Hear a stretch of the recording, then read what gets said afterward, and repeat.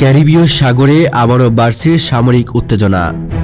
ভেনেজুয়েলাকে কেন্দ্র করে দীর্ঘদিনের টানপোড়েনের নতুন মাত্রা পেয়েছে যখন যুক্তরাষ্ট্র হঠাৎ করে অঞ্চলে মোতায়েন করল একটি শক্তিশালী বিমানবাহী রণতরী।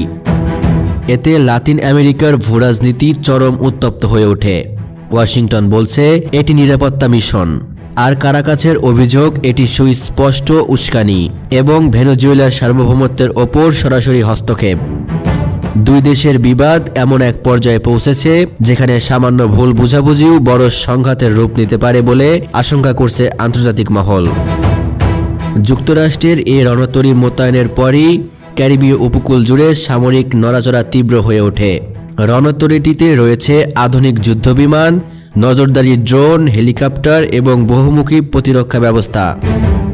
মার্কিন নৌবাহিনী জানিয়েছে ভেনেজুয়েলার অস্থিতিশীল কার্যক্রম এবং আঞ্চলিক নিরাপত্তা হুমকির কারণে এই পদক্ষেপ প্রয়োজন হয়ে পড়েছে। তবে বিশ্লেষকরা বলছেন ভেনেজুয়েলার তেল সম্পদ ও যুক্তরাষ্ট্রের দীর্ঘদিনের রাজনৈতিক আধিপত্যের সংগ্রামই এর মূল কেন্দ্রবিন্দু। বিশেষ করে প্রেসিডেন্ট নিকোলাস মাদুরোর রাশিয়া ও চীনের সঙ্গে ঘনিষ্ঠতা ওয়াশিংটনের চোখে বড় উদ্বেগ।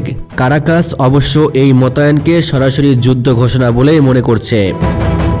ভেনেজুয়েলার সামরিক বাহিনী উপকূলীয় ঘাঁটিগুলোতে সতর্কতা জারি করেছে।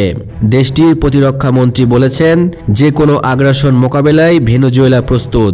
আমাদের ভূখণ্ড, আমাদের আকাশসীমা এবং আমাদের সমুদ্র সীমা রক্ষায় প্রয়োজন হলে কঠোর জবাব দেওয়া হবে। অন্যদিকে মাদুরো সরকার দেখাতে চায় যে তারা আমেরিকার চাপের কাছে নত হবে না। দুই পক্ষের এই শক্তির লড়াইয়ের মাঝে পুরো অঞ্চলই ঝুঁকির মুখে।